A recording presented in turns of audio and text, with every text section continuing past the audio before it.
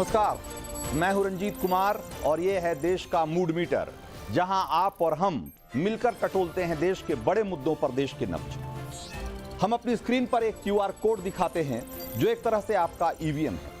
जैसे ही आप एक क्यूआर कोड स्कैन करते हैं, वैसे ही आपके मोबाइल पर सवालों की एक लिस्ट खुल जाती है, जिसमें आपको अपना सवाल और जवाब चुन करके उसे सबमिट करना होता है और आपका वोट दर्ज हो जाता है।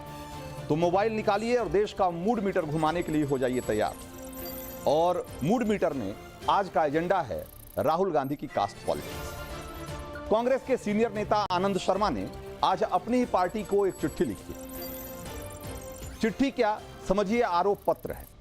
आनंद शर्मा का कहना है कि राहुल जात पात की पॉलिटिक्स कर रहे हैं, जो कि कांग्रेस के उसूलों के खिलाफ है। आनंद शर्मा ने इंदिरा गांधी और राजीव गांधी की याद दिलाते हुए कहा कि कांग्रेस हमेशा से आइडेंटिटी पॉलिटिक्स के खिलाफ रही, लेकिन आज राहुल हर मंच पर जाति जनगणना की बात करते हैं। आज कांग्रेस कहती है कि गिने नहीं जाओगे तो सुने नहीं जाओगे। आनंद शर्मा के मुताबिक ये देश को बांटने वाली राजनीति। आनंद शर्मा की चिट्ठी से कई और सवाल उठ खड़े हुए हैं, जिन पर हम चर्चा करेंगे, लेकिन उससे पहले राहुल की कास्ट पॉलिटिक्स और मोदी के पलटवार की कुछ झलक देखिए। हमारा लक्ष्य है कि एक्सरे होना चाहिए। किसी को चोट लगती है, अस्पताल में पहला काम होता है, भैया देखिए एक्सरे कराते हैं, पता लगाते हैं क्या है, सच्चाई क्या है। हमें लग रहा है कि हिंदुस्तान में जो भागीदारी ओबीसी की होनी चाहिए, दलितों को होनी चाहिए, आदिवासियों की होनी चाहिए, हमें लगता है कि वो उनको नहीं मिल रही है। पहला काम जाति जनगणना। इससे हिंदुस्तान के हर नागरिक को यह पता लग जाएगा कि इस देश में पिछड़े कितने हैं, गरीब जनरल कास्ट के कितने हैं, आदिवासी कितने हैं, सब कुछ पता लग जाएगा। कांग्रेस देश के लोगों में आपसी खाई बढ़ाना चाहती है, वैर भाव बढ़ाना चाहती है। इसलिए कांग्रेस अब पूरी नई भाषा बोलने लगी है। मेरे परिवारजनों,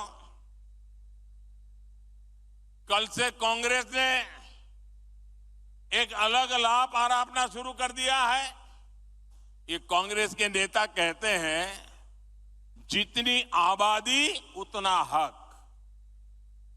मैं कहता हूं, इस देश में अगर सबसे बड़ी कोई आबादी है तो वो आबादी गरीब है। देश की सबसे बड़ी 4 जातियां हैं। मेरे लिए सबसे बड़ी जाति है गरीब, मेरे लिए सबसे बड़ी जाति है युवा, मेरे लिए सबसे बड़ी जाति है महिलाएं, मेरे लिए सबसे बड़ी जाति है किसान। इन 4 जातियों का उत्थान ही अगर भारत को विकसित बनाएगा, और अगर 4 का हो जाएगा ना, इसका मतलब सबका हो जाएगा। तो राहुल गांधी के भाषणों में जातीय आग्रह इतना ज्यादा दिखता है कि वो हर चीज को जैसे जाति के चश्मे से ही देखना चाहते हैं।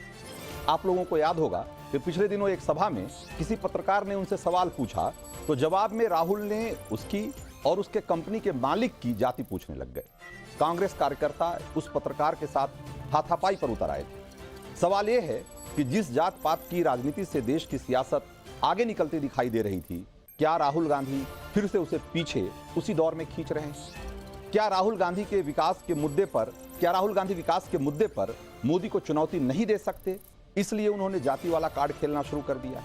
या ये कहें कि राहुल गांधी को बीजेपी के हिंदुत्व की काट जाति में दिखाई दे रही है, इसलिए वो बार बार जाति करते हैं। सवाल और भी बहुत सारे हैं और इन्हीं से जुड़े हुए आज के सवाल भी हैं, जिस पर कि आपको आज देश का मूड मीटर घुमाना है। एक बार उन सवालों का रुख करते हैं कि वो कौन से सवाल हैं जिस पर कि आपको वोट करना है। तो सवाल नंबर 1 ये है कि क्या कांग्रेस जातिगत जनगणना के नाम पर देश को बांटना चाहती है? और आपके पास ऑप्शन है। ऑप्शन ए, बिल्कुल समाज को बांटने में लगी हुई है कांग्रेस। बी, नहीं जातिगत जनगणना सही है। और ऑप्शन सी है कि ये कांग्रेस का चुनावी स्टंट है। आप क्या सोचते हैं? फटाफट वोट करना शुरू करिए। सवाल नंबर 2, क्या आनंद शर्मा की चिट्ठी सीधे राहुल की नीति और नेतृत्व को चुनौती है या सवाल है उस पर? ऑप्शन ए है हां, राहुल का नेतृत्व कमजोर है। ऑप्शन बी, बड़े नेता कांग्रेस से दरकिनार कर दिए गए हैं इसलिए इस तरह की बातें आ रही है। और ऑप्शन सी, आनंद शर्मा भड़ास निकाल रहे हैं। अब तीसरा सवाल देखिए। तीसरा सवाल क्या है? राहुल गांधी कास्ट पॉलिटिक्स क्यों कर रहे हैं? ऑप्शन है, विकास पर मोदी को चैलेंज करना मुश्किल है इसलिए कास्ट की बात कर रहे हैं। ऑप्शन बी है, राहुल को देश के मुद्दों की समझ नहीं है इसलिए वो इस तरह की बातें कर रहे हैं। और ऑप्शन सी है कि हिंदू एकता को तोड़ना चाहते हैं राहुल गांधी इसलिए वो कास्ट की बार बार बात कर रहे हैं। सवाल नंबर 4, कांग्रेस का जाति कार्ड इस चुनाव में कितना कारगर साबित होगा? और ऑप्शन है, कांग्रेस का वोट इससे बढ़ेगा। ऑप्शन बी है, कांग्रेस को इससे नुकसान होगा। और ऑप्शन सी है कि इसका कोई असर चुनाव पे नहीं होगा। अब आइए आखिरी और 5वां सवाल, भारत में लोकतंत्र खत्म हो चुका है, राहुल का यह बयान कितना सही है? ऑप्शन ए है, लोकतंत्र पर कोई आंच नहीं। ऑप्शन बी है, आरोपों से अपनी नाकामी छिपा रहे। और ऑप्शन सी है, पहले कांग्रेस के अंदर का लोकतंत्र देखें राहुल गांधी, उसके बाद आगे की बात करेंगे। चलिए, तो ये 5 सवाल हैं जिसको कि आपको जिसका जवाब देना है और जैसे जैसे आप जवाब देते रहेंगे उसी तरीके से देश का मूड मीटर घूमता रहेगा। हम आपको बताते रहेंगे कि आपके जवाबों के हिसाब से रुझान क्या है और हम आपको दिखाएंगे आखिर में कि आपका जो फाइनल आंसर है, एक तरीके से जो फाइनल वोटिंग हुई है वो नतीजों के रूप में किस तरीके से सामने आती है। हमारे साथ कुछ खास मेहमान जुड़ गए हैं, एक बार उनका रुख करते हैं और चर्चा की शुरुआत करते हैं। आप फटाफट वोट देना शुरू करिए और मूड मीटर घुमाना शुरू करिए। हमारे साथ गुरु प्रकाश पासवान हैं, प्रवक्ता हैं बीजेपी के। तहसीन पूनावाला राजनीतिक विश्लेषक हैं। मनोज काका प्रवक्ता हैं समाजवादी पार्टी के। और शुभ्रास्ता भी हमारे साथ राजनीतिक विश्लेषक हैं और जुड़ेंगी हमारे साथ, तो उनका रुख करेंगे। सबसे पहले तहसीन के पास चलते हैं। तहसीन, ये कहां तो राहुल गांधी न्याय यात्रा निकाल रहे हैं और आज जो आनंद शर्मा ने चिट्ठी लिखी है उससे ऐसा लगता है कि राहुल गांधी पार्टी के उसूलों के साथ ही न्याय नहीं कर रहे। राहुल गांधी जो पार्टी के बड़े नेता रहे हैं उनके विचारधारा के साथ न्याय नहीं कर रहे। रंजीत जी, आपके शो में मुझे शिरकत करने का मौका मिला। पहली बार मैं आपके साथ शो कर रहा हूं, इसलिए मैं आपका आभारी हूं। आप जानते हो मैं बहुत डायरेक्ट बात करता हूं, मैं यहाँ वहां की बातें नहीं करता हूं। मैंने आनंद शर्मा जी की चिट्ठी पढ़ी और मैं जेन्युइनली, कोई और लीडर होते मैं उस चिट्ठी को बहुत तवज्जो देता। आनंद शर्मा को ना ही मैं तवज्जो देता ना ही इंपॉर्टेंस देता हूँ। आनंद शर्मा और गुलाम नबी आजाद वो 2 मास लीडर्स है, मैं sarcastically कह रहा हूँ, मास लीडर्स जो अपना लोकसभा का चुनाव नहीं जीत सकते। गुलाम नबी आजाद जीते महाराष्ट्र में जब कांग्रेस की वेव थी, जिससे भाजपा की वेव थी 2014-19 में। अधिकतर लोग जो जीत के उनका कोई वो मोदी जी के नाम पर, तब गुलाम नबी जीते। और यही आनंद शर्मा और यही कोई मास लीडर नहीं है इसलिए उसकी बातों का कोई मतलब नहीं है। नहीं, वो बात मैं मानता हूं, लेकिन आनंद शर्मा, मैं जेन्युइनली कह रहा हूं। मैंने जब मिलिंद देओरा ने बात की, मैंने कहा उसको गंभीरता से लेना चाहिए। मैं बहुत बैलेंस्ड हूं, लेकिन आनंद शर्मा को कांग्रेस ने जेन्युइनली क्या नहीं दिया? वो प्रवक्ता थे, उनको राज्यसभा दिया, सारी जिंदगी वीरभद्र सिंह से वो लड़ाई की। सवाल ही नहीं है, तहसीन सवाल ही नहीं है कि पार्टी ने आनंद शर्मा को क्या दिया और आनंद शर्मा ने पार्टी को क्या दिया। सवाल ये नहीं है। सवाल यह है कि जो आनंद शर्मा ने जो सवाल उठाए हैं, क्या वो सवाल गैर वाजिब हैं? क्या आपको लगता है कि जाति की सियासत, जात पात की सियासत, जिससे कि ये देश बहुत आगे निकल चुका था, एक बार फिर से राहुल गांधी उसको पीछे की तरफ नहीं खींच रहे? मैं आपको इसका उत्तर देता हूं। हाँ, आनंद शर्मा जी को अगर ये सारे मुद्दे उठाने थे, जब वे कांग्रेस में कैबिनेट में बैठते थे, जब उनको ये दिक्कत थी राहुल गांधी जी से, तब उठाते। राहुल, आप उनके पहले के बयान निकाल दीजिए, किस तरह से तारीफों के फूल बांध रहे राहुल गांधी जी के। और जब कांग्रेस आज एक कठिन स्थिति से जा रही है, देखिए मैं दोबारा से कह रहा हूं, मिलिंद देओरा ने अगर कभी क्रिटिसाइज किया, आगे चलते अगर कभी सचिन पायलट ने किया, मैं उस चीज को बहुत गंभीरता से लूंगा। लेकिन आनंद शर्मा जैसे लोग, आनंद शर्मा जी जैसे लोग, जिनको सब कुछ पार्टी ने दिया है और वो एक म्युनिसिपल चुनाव नहीं जीत सकते, सारी जिंदगी वीरभद्र सिंह से लड़ाई की। लेकिन छोड़िए आनंद शर्मा की बात तो 1 मिनट के लिए छोड़िए। मैं कह रहा हूं तहसीन, मैं कह रहा हूं कि आनंद शर्मा को 1 मिनट के लिए भूल जाइए कि आनंद शर्मा ने क्या कहा। क्या आप इंदिरा गांधी ने जो कहा था उसको भी भूल जाना चाहेंगे? क्या जो राजीव गांधी ने कहा, क्या आप उसको भी भूल जाना चाहेंगे? एक समय था 1980 के चुनाव में इंदिरा गांधी ने कहा, जिसका जिक्र किया है आनंद शर्मा ने, कि न जात पर न पात पर मुहर लगेगा हाथ पर। और फिर 1990 में जो पार्लियामेंट में राजीव गांधी ने कहा कि किस तरीके से देश को बांटने वाली सियासत हो रही है जाति के नाम पर, और इसका विरोध करेगी कांग्रेस, हमेशा इसके विरोध में रही। क्या राजीव और इंदिरा की लेगेसी, उनकी विरासत, उनकी राजनीतिक विरासत और उसकी सोच को, विचारधारा को भुला चुकी है पार्टी? मैं इसको टर्न कर देता हूं। मैं कहता हूं कांग्रेस बुरी, राहुल गांधी बुरा, अखिलेश यादव जी बुरे, काका भाई बुरे, हम सब खराब। हाँ। एक बार गुरु प्रकाश जी, जिनका मैं बहुत सम्मान करता हूं, एक बार आपकी शो पे सिर्फ बता दे, एक बार कि बीजेपी कास्ट सेंसस के खिलाफ है, एक बार बता दे, यहीं पर डिबेट सपा। मैं मनोज भाई को मैं जब उनके पास जाऊंगा तो उनसे सवाल लूंगा ना। आप अपने सवालों से क्यों, आपके सामने जो सवाल है उससे क्यों भाग रहे हैं तहसीन? आप इस सवाल से क्यों भाग रहे हैं कि क्या इंदिरा गांधी गलत थी, क्या राजीव गांधी की विचारधारा गलत थी, क्या जो इंदिरा गांधी कह रही थी वो गलत मोदी? अच्छा, मैं उसका जवाब देता हूं। मैं कहता हूं, क्या मोदी जी की विचारधारा गलत है कि वो कास्ट सेंसस के पक्ष में? मैं आपसे पूछ रहा हूं। हाँ, मैं आपसे पूछ रहा हूं क्या? और अगर राजीव गांधी की सही थी, रंजीत भाई, अगर राजीव गांधी की सही थी, तो आज मैं आपसे आग्रह करता हूं, हाथ जोड़ते, आप कह दीजिए मोदी जी की मंशा गलत है, कह दीजिए। मैं कहने को तैयार हूं राहुल गांधी की गलत है, आप कह दीजिए एक बार मोदी जी की गलत है। मुझे क्यों कहना? ये मुझे नहीं कहना ना, तो बीजेपी के प्रवक्ता बोलेंगे। मैं तो आपसे सवाल पूछ रहा हूं, मैं बीजेपी प्रवक्ता के पास भी जाऊंगा। मैं आपसे सवाल कर रहा हूं कि क्या इंदिरा और राजीव गांधी की विरासत, उनकी विचारधारा क्या गलत थी जाति को लेकर के? क्या इस देश में जातीय राजनीति को लेकर वो गलत सोचते थे कि जात पात की राजनीति होनी चाहिए? गलत है। अगर राजीव जी की सही थी तो मोदी जी की गलत है, आप इसको कह दीजिए, मैं मानने को तैयार हूं। आप राजीव और मोदी, मैं सवाल हो रहा है कि अभी जो सवाल है कि राजीव और इंदिरा की विचारधारा वर्सेज राहुल की सियासत की बात हो रही है ना। मोदी की सियासत, उसके बरक्स क्या है, वो उस पर भी अभी हम बात करेंगे। गुरु प्रकाश जी के पास जाएंगे तो हम उनसे उस पर भी बात करेंगे। लेकिन आप इन सवालों का जवाब नहीं देना चाह रहे हैं, जो मुंह बाए खड़े हैं, जो बड़ा मुंह बनाकर खड़े हैं कि भाई हमें पहले हल करो, हमारा तो जवाब दो पहले। कि जो अगर दोबारा से कह रहा हूं, कांग्रेस ने स्टैंड लिया है कास्ट सेंसस का, इस पर वो खड़ी होगी। भाजपा में हिम्मत है तो कह दे कि उसके खिलाफ है, मैं चैलेंज करता हूं। No if no but. ठीक है, मैं आपके पास फिर से दोबारा आऊंगा, लेकिन मैं चाहता हूं कि बहुत तेजी से वोटिंग हो रही है, लोग क्या कह रहे हैं इन सवालों के जवाब में, जरा एक बार लोगों का भी रुख करना चाहिए, क्योंकि आखिरकार ये पूरा कार्यक्रम जो है लोगों की राय के हिसाब से ही चलता है। और लोगों की राय क्या है जरा दिखाइए। 15,000 से ज्यादा लोगों ने वोट किया है अभी तक, और 15,000 से ज्यादा लोगों ने जो वोट किया उसमें पहला सवाल उस पर क्या कह रहे हैं कि क्या कांग्रेस जातिगत जनगणना के नाम पर देश को बांटना चाहती है? जो आरोप आनंद शर्मा ने लगाए हैं उस पर लोग क्या कह रहे हैं? लोग कह रहे हैं कि इस सवाल के जवाब में क्या कह रहे हैं, जरा दिखाइए।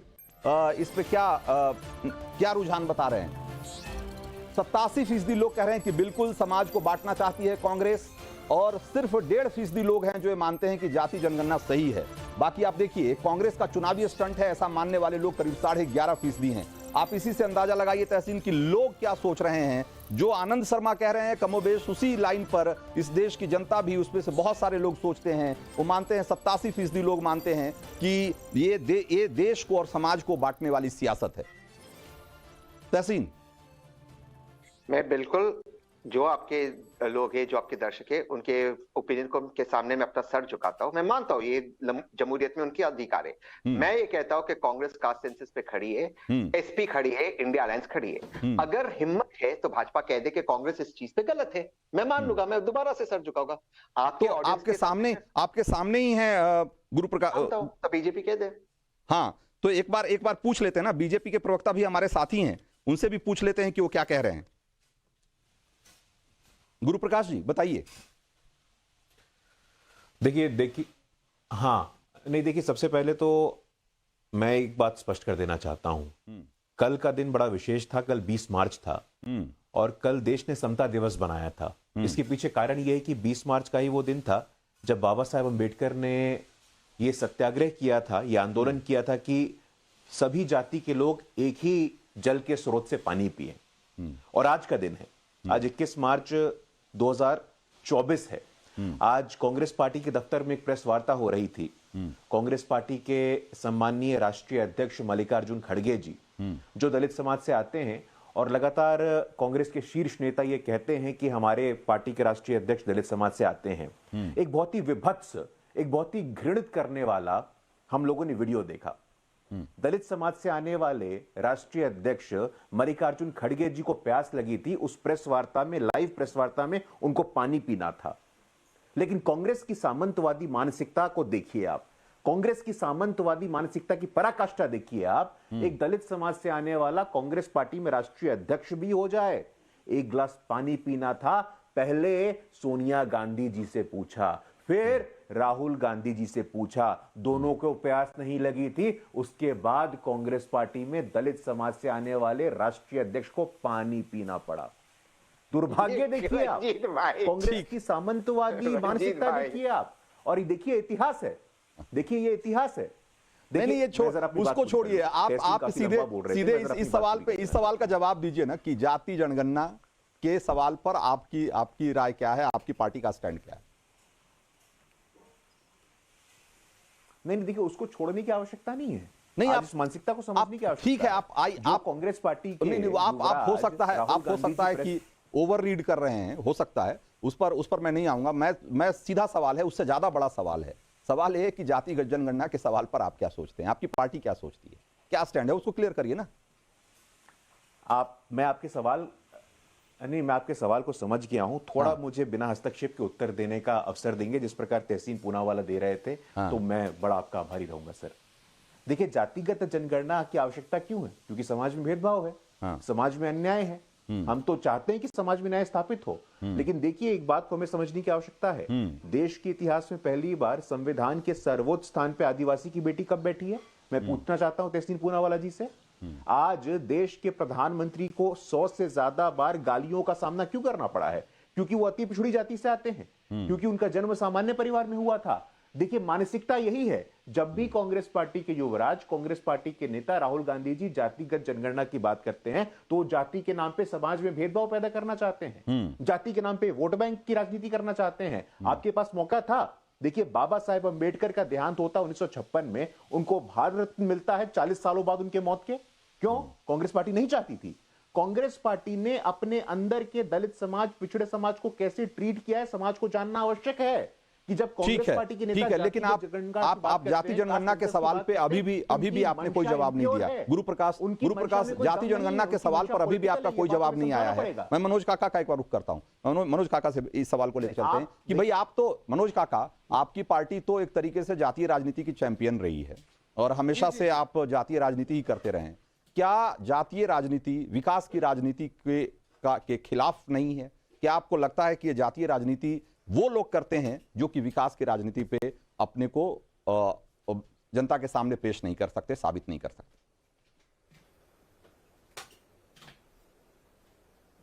नहीं, आपका सवाल ठीक है। थोड़ा सा अगर उसको व्यापक करते आप, तो हम जाति राजनीति के चैंपियन नहीं रहे हैं। हमारे नेता आदरणीय अखिलेश यादव जी विकासात्मक राजनीति के भी चैंपियन रहे हैं। एक जो बात है ना कि जाके पैर ना फटी बेवाई सो का जाने पीर पर आई। आपने कई बार सवाल पूछा। गुरु प्रकाश मेरे भाई हैं और मैं समझता हूं कि जो वर्ण व्यवस्था जो मनुवादियों की है, जो संघियों की है, उसमें जाति का क्या मर्म है और जाति का दंश हजारों साल से वो लोग जरूर झेलते आए हैं, जिनको चारपाई पे नहीं बैठने दिया गया, जिनको राष्ट्रपति रहते हुए भी इसी देश में एक मंदिर में घुसने से रोक दिया गया, वो भारतीय जनता पार्टी के ही पहले सदस्य थे। मैं समझता हूं कि उसकी पीड़ा को तो जातिगत जनगणना के साथ समाजवादी पार्टी, हमारे राष्ट्रीय नेता इसलिए खड़े हैं कि चूंकि पूरी दुनिया में जब कोई वंचित तबके का आप आकलन नहीं करेंगे, उसकी संख्या नहीं जान लेंगे, तब तक उसके सशक्तिकरण के लिए कितने संसाधन चाहिए, इसको कैसे आप पता करेंगे? इसलिए जातिगत जनगणना होना अति आवश्यक नहीं है, बल्कि इस भारत के 140 करोड़ लोगों में जो संविधान के प्रस्तावना में बात कही गई है कि सबके में समता, सबको प्रतिष्ठा और अवसर की समता प्राप्त हो, उसलिए जरूरी। शुभराज था इसी सवाल को लेकर, इस सवाल जो जवाब मनोज काका का है, वही आपके लिए सवाल भी है कि सवाल लोग अक्सर पूछते हैं कि भाई अगर किसी की मदद करने की जरूरत है, अगर कोई पात्र, एक मिनट रुक जाइए, अगर किसी को सरकार की तरफ से या संस्थाओं की तरफ से मदद की दरकार है और वो योग्य है, उस शर्तें पूरी करता है, तो उसकी मदद करने के लिए उसकी जाति जानना क्यों जरूरी? क्यों जरूरी है किसी आदमी की मदद करने से पहले पूछना कि तुम्हारी जाति क्यों है? अगर वो बाकी सारी पात्रता पूरी करता है, सारी शर्तें पूरी करता है, वो गरीब है, वो पिछड़ा है या वो वंचित है, तो उसकी मदद करने के पहले उसकी जाति जानना ये क्यों जरूरी है? रंजीत जी, मैं दो टूक बोलूंगी। उसकी जाति जानना उसको राजनीति अवसर ही के नहीं लिए मिल रहा है जरूरी ना, है। जाति जानना जरूरी बात नहीं है, उसको अवसर ही नहीं मिल रहा है ना। अरे तो अवसर देने के लिए आपको किसने रोका? आपकी सरकार थी, आपकी सरकार थी, नहीं तो आपकी सरकार थी जब। जानते हैं कितनी विषमता है इस देश में? बिल्कुल विषमता है। कौन इससे इनकार कर रहा है और कौन इस बात को नहीं कहेगा कि हाँ जी, जो लोग पिछड़े हैं, जो वंचित हैं, उनको उनको मदद मिलनी चाहिए? इससे कोई इनकार नहीं है। सवाल ये है कि आप उनकी संख्या गिन के आप क्या हासिल करना चाहते हैं, क्या बताना चाहते हैं? अगर आपको पता भी लग जाए, मैं एक छोटा सा उदाहरण, मैं एक छोटी सी बात पूछता हूं आपसे, एक मिनट। अगर आपके पास 100 पद हैं किसी चीज के लिए और इस देश में 3000 जातियां हैं और सारी जातियां कहे कि नहीं, इसमें हमारा प्रतिनिधित्व जरूरी है, अगर मेरी जाति का अगर प्रतिनिधित्व, अगर मान लिया अगर हम आधे % है, आप क्या करेंगे? उस पद के 4 टुकड़े कर देंगे सबको प्रतिनिधित्व देने के लिए?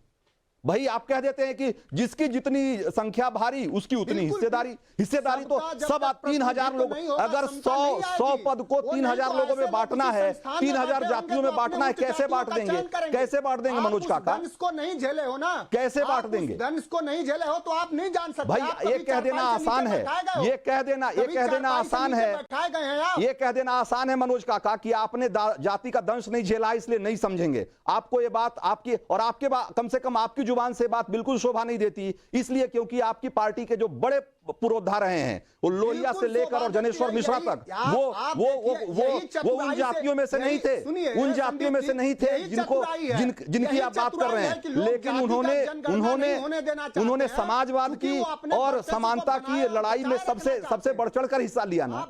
आप ऐसे जाति के आधार पर मत करिए। मैं सच कह रहा हूं तो इतना डर गए कि मेरी बात ही नहीं अरे सुनने दे रहे। डरने वाली, मैंने तो आपको आईना दिखाया, कि आपकी पार्टी के बड़े नेता जनेश्वर मिश्रा कौन थे? क्या जनेश्वर मिश्रा से भी आप पूछेंगे कि आपकी जाति क्या थी? आप कहेंगे क्या की? जनेश्वर मिश्रा आदर्श थे ना? तो आपके पास जब कोई तर्क नहीं होगा, तो सामने वाले की जाति आप पूछने लग जाएंगे। जनगणना चाहते थे, आपको नॉलेज भी है, कैसे पत्रकार आप लोग हो जाते हो यार? कमाल, कुछ भी नहीं जानते। कैसे लोग क्या बात कर रहे हैं आप? मैं यही तो पूछना चाहता। अभी आपने मुझसे क्या कहा? आपने कहा कि आप नहीं समझेंगे। भाई देश में जो वंचित तबका है उसका आर्थिक, सामाजिक, राजनीतिक हक मिले, वो तो उसके लिए जेपी से लेकर के डॉक्टर लोहिया से लेकर के श्रद्धेय नेताजी बीपी मंडल सब चाहते थे। आप जैसे लोग हैं जो अपने शीर्षस्थ स्थान को बचाए और बनाए रखना चाहते हैं, जो जानते हैं कि उनके शोषण की तस्वीर जब आपकी सरकार थी तो क्यों नहीं जातीय जनगणना कराया? फिर क्यों नहीं जातीय जनगणना? सब लोग अगर चाहते थे, अगर लोहिया से लेकर और जनेश्वर मिश्रा तक सब लोग चाहते थे, तो आपकी सरकार थी तो आपने भी सर्वे करा लिया होता नीतीश कुमार की तरह। ये बिल्कुल वाजिब सवाल है, ये बिल्कुल वाजिब सवाल है। उस समय आपको इतनी तो बेसिक नॉलेज होनी चाहिए कि जातिगत जनगणना करने का जो हक है, जो लॉ है, वो सेंटर का होता है। स्टेट गवर्नमेंट सर्वे, अरे बिहार में सर्वे हुआ ना। मैंने जनगणना की बात ही नहीं की, मैंने तो कहा कि जातीय सर्वे आप करा लेते। राज्य तो अपने स्तर पर जातीय सर्वे तो करा ही सकता है ना। डेटा उजागर कर, बिहार ने जातीय सर्वे कराया ना। ठीक है शुभरास्ता, हम भी उसके शुभरास्ता आप जरा जवाब दीजिए। महीने में होगा। और हाँ। इस पूरे पैनल, ये पैनल है ना रंजीत जी, इस पैनल में एकमात्र महिला मैं ही हूँ। इस हिसाब से मुझे भी उतना ही मौका मिलना चाहिए जितना इन लोगों को मिला। मनोज काका लगातार बोल रहे हैं, इसी बात पर टिकिए। हम आज सिर्फ रिप्रेजेंटेशन की अगर बात करें तो मुझे उतना मौका मिलना चाहिए जितना बाकी 4 लोगों को मिला है यहाँ पर बोलने का। रंजीत जी, मैंने आपके सवाल का जवाब दिया। आपने मुझसे पूछा कि ये क्यों जरूरी है? ये राजनीति के लिए जरूरी है। देखिए, बाबा साहेब के निरीक्षण में जब संविधान सभा का गठन हुआ और उनके रहते रहते जब संविधान बना, उसमें बहुत सारी चीजें ऐसी लिखी गई और ऐसा पॉलिसी फ्रेमवर्क के तहत ऐसे बहुत सारे कानून लाए गए, बहुत सारे ऐसे एक्ट्स लाए गए जिसके तहत हम लोगों ने अफर्मेटिव एक्शन करने की ओर सकारात्मक कदम बढ़ाया और बहुत हद तक सफलता मिली। मैं पूछना चाहती हूँ, तो सारे पॉलिटिशियंस बैठे हैं यहाँ पे, आखिर पॉलिटिशियन से इतनी क्या गलती हुई कि आज तक सामाजिक स्तर पे आप बदलाव नहीं ला पाए? आज 70 वर्षों के बाद भी अगर हम इस बात पे बहस कर रहे हैं कि हमारे साथ हिस्ट्री में अन्याय हुआ था, तो हमने डेमोक्रेसी का क्या हम डेमोक्रेसी के नाम पे झाल बजा रहे थे इतने दिनों? ये सवाल है, जो सवाल तीखे हैं और सवाल सुने जाने चाहिए और इसका जवाब मुझे चाहिए। समाजवादी पार्टी आज बोल रही है ये बात, कांग्रेस बोलती है ये बात, आप बिहार में चलिए तो यहाँ पर आपको आरजेडी यही बात बोलती है, जेडीयू की यही भाषा है। मैं जानना चाहती हूँ कि इनके रहते रहते ऐसे कानून क्यों नहीं पास हुए जहां पे जातिगत जनगणना की गई और उसके पूरे उनके पूरे आरक्षण की जो डेटा था वो पब्लिक क्यों नहीं किया गया अभी तक? आज 2024 में हमें इस पर बात करने की जरूरत क्यों पड़ रही है? दूसरी चीज मैं बोलना चाहती हूँ रंजीत जी, कि जिन लोगों ने जल्दी अपनी बात पूरी करिए, क्योंकि बहुत सारे लोग वोट कर रहे हैं और उनकी बात भी आनी है इस कार्यक्रम में। जी रंजीत जी, जिन दलित नेताओं ने या जिन पिछड़े वर्ग समाज के पिछड़े वर्ग के नेताओं ने संवैधानिक पद रखा, आप उनसे भी पूछिए कि उन लोगों ने अपने परिवार के इतर कितने लोगों को आगे बढ़ाया।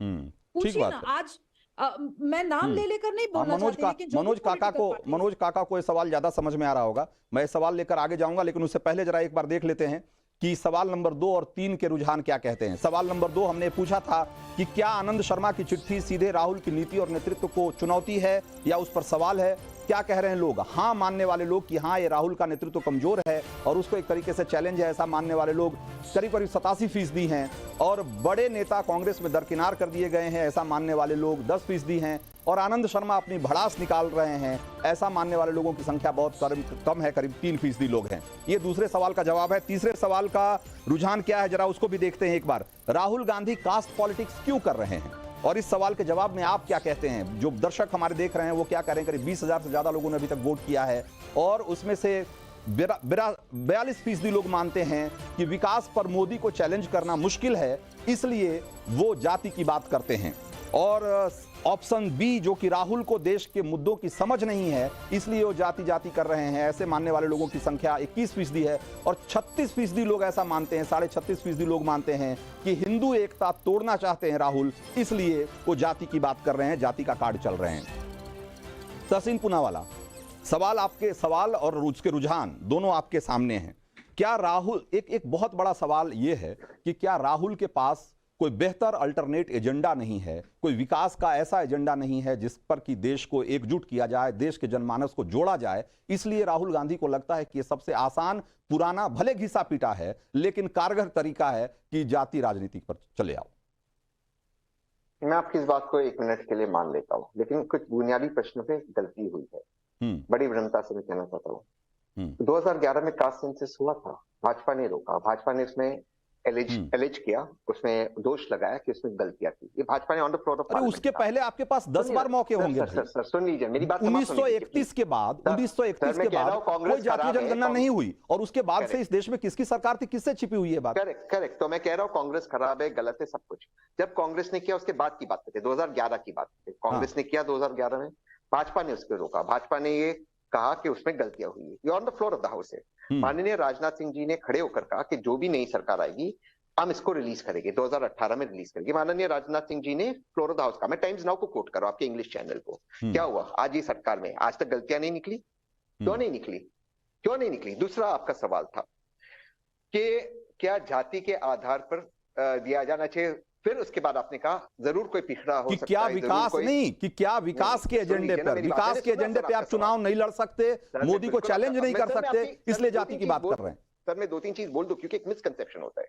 आप ही के सवाल में था, जरूर अगर कोई पिछड़ा हो, जरूर अगर कोई वंचित समाज से आता है उसकी मदद करनी चाहिए, आपके सवाल में था। तो कैसे पता चलेगा कोई पिछड़ा या वंचित समाज से आता है अगर कास्ट सेंसस में हो? उसके बाद तीसरी बात, क्या आप जानते हैं सर, दोबारा आप मुझे फैक्ट चेक कर लेना, वर्तमान सरकार ने यानी मोदी सरकार ने स्टेट्स का अधिकार ले लिया था सर्वे करने का भी, स्टेट्स का अधिकार कॉन्स्टिट्यूशनल अमेंडमेंट से ले लिया था सर्वे करने का। जब सारे विपक्ष के स्टेट्स लड़े, उसके बाद दोबारा से कॉन्स्टिट्यूशनल अमेंडमेंट किया और फिर स्टेट्स को अधिकार दिया, तब जाके कांग्रेस, तेजस्वी और नीतीश की सरकार ने कास्ट सर्वे किया। आप कैसी बात कर रहे हैं तहसीन? आपकी 2015 में कर्नाटक में आपकी सरकार थी, आपने भी तो जातीय सर्वे कराया था, क्यों नहीं डेटा रिलीज किया? करेक्ट नहीं कराया, क्योंकि उसके बाद उन्होंने कॉन्स्टिट्यूशनल अमेंडमेंट लाया सर कि नहीं तो अब तो नहीं है ना, तो डेटा तो अभी फिर आपकी सरकार बन गई वहां, अभी तो फिर आपकी सरकार है, डेटा तो आपके पास पड़ा ही होगा, रिलीज करिए ना उसको।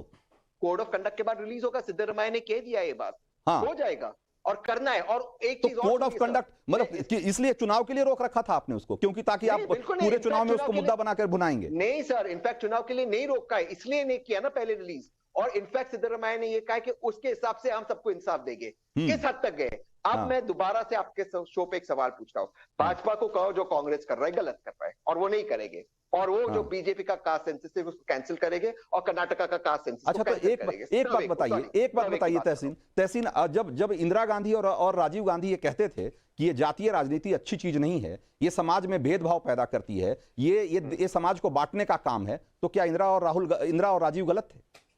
अगर इंदिरा जी और राजीव जी जो देश के लिए शहीद हुए सही थे तो वर्तमान प्रधानमंत्री गलत है, और अगर वो गलत है तो वर्तमान प्रधानमंत्री सही है। चॉइस आपकी, आप चूज कर लीजिए। भाई नहीं, मैं तो आपसे पूछ रहा हूं ना, आप ऐसे आप ये गोलमोल जवाब क्यों देते हैं? आपको मैं आपसे सीधा सवाल कर रहा हूं कि अगर आपके हिसाब से ये, अगर वो ऐसा कहते थे, आप कह रहे हैं कि नहीं जातीय राजनीति अगर ये जरूरी है, तो क्या उस समय इंदिरा और राजीव जब ये बोलते थे कि नहीं जातीय राजनीति गड़बड़ है, तो वो गलत थे ना? फिर तो ये आप कहेंगे ना? रंजीत भाई मेरे सुनिए मेरी बात को बहुत क्लैरिटी से, कास्ट सेंसस होकर रहेगा।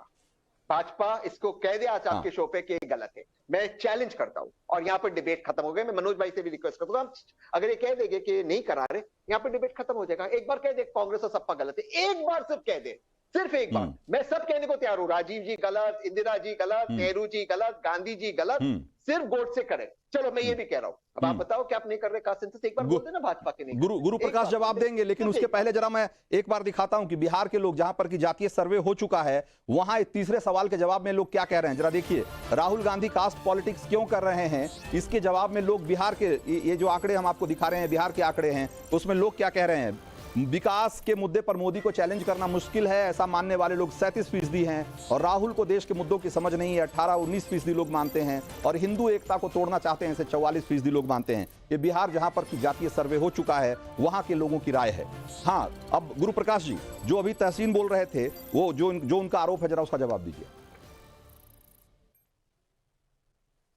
नहीं, देखिए, एक बात हम स्पष्ट कर देना चाहते हैं कि जातिगत जनगणना या कास्ट सेंसस आपके सोशल जस्टिस के प्रति कमिटमेंट के लिए एकमात्र मापदंड नहीं हो सकता है। आपने किया क्या है, हमने क्या किया है पिछले 10 वर्षों में? हम बताना चाहते हैं आपको, जब एनसीबीसी पिछड़ा वर्ग आयोग को संवैधानिक दर्जा देने की बात हुई तो किसने दिया, मैं पूछना चाहता हूं। प्रधानमंत्री नरेंद्र मोदी किस जाति से आते, मैं पूछना चाहता हूं। आज ऐतिहासिक तौर पे ओबीसी समाज का इतना बड़ा प्रतिनिधित्व केंद्रीय मंत्रिपरिषद में किसके सरकार में, मैं पूछना चाहता हूं। मैं पूछना चाहता हूं, आज सर्वाधिक संख्या में सांसद, सर्वाधिक संख्या में विधायक, सर्वाधिक संख्या में पार्टी के अध्यक्ष, सर्वाधिक संख्या में उप मुख्यमंत्री, नहीं, वो सारी बातें सही है, वो आपकी सारी बातें सही है, लेकिन इस बात का जवाब अभी भी आप नहीं दे रहे हैं कि जाति जनगणना के मुद्दे पर पार्टी का स्टैंड क्या है, आप लोगों का स्टैंड क्या है, उसका कोई जवाब नहीं है। मैं मनोज काका के पास एक बार जाऊंगा। मनोज काका, आप जो पार्टियां अभी आप थोड़ी देर पहले कह रहे थे कि जाति जनगणना जरूरी है और ये सामाजिक न्याय के लिए जरूरी है, मैं हैरान हो जाता हूं देखकर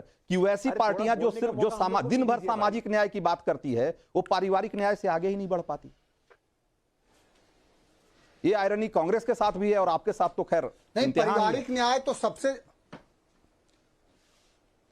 अब आप सरकार पोषित दृष्टिकोण से न देखिए, कुछ थोड़ा सा समता के दृष्टिकोण से।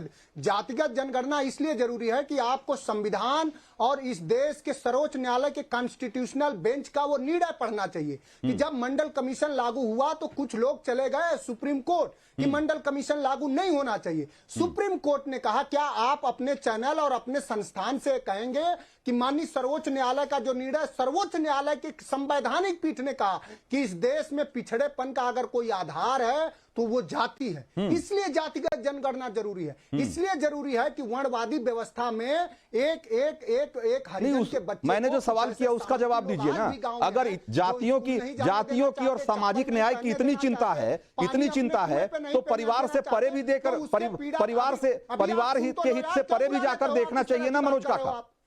परिवार के हित से परे जाके भी तो देखना चाहिए ना, अगर जातियों की इतनी चिंता है तो। आप पूछो ना कि चिराग पासवान किसके बेटे हैं? पूछो ना चिराग पासवान किसके बेटे हैं? अब आप जब आपसे पूछा जाएगा, अब आपसे जब पूछा जाएगा तो उस सवाल को आप दूसरों की तरफ उछाल देंगे, आप उसका जवाब नहीं देंगे, उसका जवाब आप नहीं देंगे जो सवाल आपसे किया जाएगा, उस सवाल को पलट के आप दूसरों की तरफ उछाल देंगे। खत्म करेंगे, क्या बात कर रहे हो आप? अरे मैं तो कह तो रहा हूं कि जो सवाल आपसे पूछा जाएगा, जो सच है वो नहीं सुन पाएंगे आप। अरे मुझे वो नहीं सुन पाएंगे। क्यों नहीं? मैं मुझे सुनने में क्या फर्क पड़ता है? मैं सुन भी लूं तो क्या फर्क पड़ता है उस बात से मनोज काका?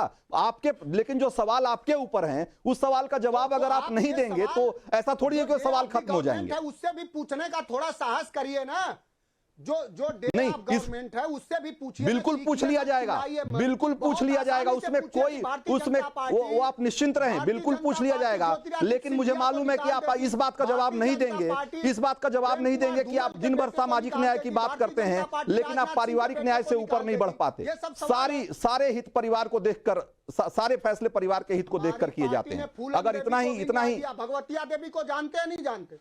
बिल्कुल जानते हैं। को जानते हैं, नहीं जानते होंगे? भगवतिया देवी को आप मुझसे ज्यादा नहीं जानते होंगे, वो मेरी सांसद रह चुकी हैं। आप मुझसे ज्यादा नहीं जानते होंगे मनोज काका, और मुझे मत सिखाइए कि मैं कितना जानता हूं और कितना नहीं जानता हूं। तो किस जाति ये जानने जनाने के सवाल पे अगर अभी आ जाएंगे तो बहुत मुश्किल हो जाएगी। आपको फूलन देवी को जानते हैं? सबको जानते हैं और आपसे बेहतर जानते हैं। देवी को आपसे बेहतर जानते हैं, इसलिए मुझे मत बताइए कि किसको जानता हूं नहीं जानता हूं। मैंने आपसे पूछा, उसका जवाब दीजिए। अगर नहीं जवाब देना चाहते हैं आप उस सवाल को उछालते रहिए, लेकिन उससे वो सवाल खत्म नहीं हो जाएंगे, वो सवाल बने रहेंगे आपके ऊपर। तो आप पूछ लो अनुराग ठाकुर। सवाल नंबर 4 और सवाल नंबर 5, मैं जानता हूं इस पैनल में बहुत सारे लोग बहुत सारे सवालों का जवाब नहीं देते हैं इस कार्यक्रम में, मुझे पता है। और ये राजनीतिक पार्टियों की फितरत होती है, वो अपनी सुविधा के हिसाब से सवाल चुनते हैं और अपनी सुविधा के हिसाब से जवाब देते हैं। लेकिन जनता का जवाब दो टूक होता है। और देखिए चौथे और पांचवें सवाल के जवाब में क्या कह रहे हैं लोग।